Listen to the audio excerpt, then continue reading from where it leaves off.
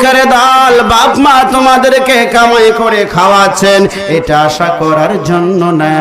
তোমার কলেজে পড়াইতেছে, বাপ মার যে কত কষ্ট হইতেছে তোমার তো জানা নাই রে যুবক। তুমি বাপ মার কষ্টের কথা মনে রাখো না। ওই কলেজের পরীক্ষার পেশ দিয়ে তুমি বাবা ট্যাবলেট খাও, তোমার কি বাপ মার মায়া নাই? আমার নবীর মহব্বত কি তোমার অন্তরে নাই?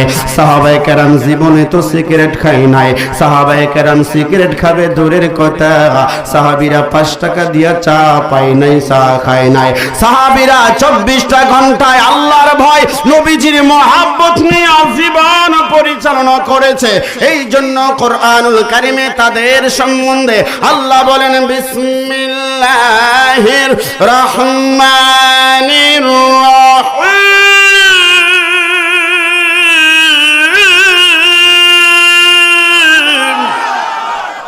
রাদিয়াল্লাহু আনহুম ওয়া রাদু আনহু।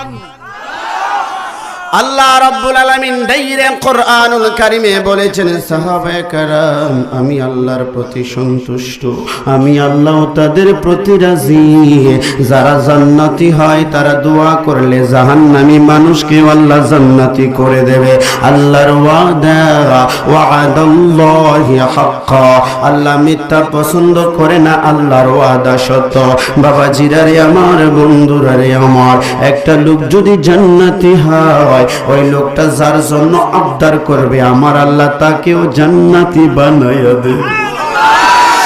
হ্যাঁ যুবক ভাইরা, একটু চিন্তা করো, আমার নবীর ভালোবাসা দরকার আছে না নাই? এই মেরাজ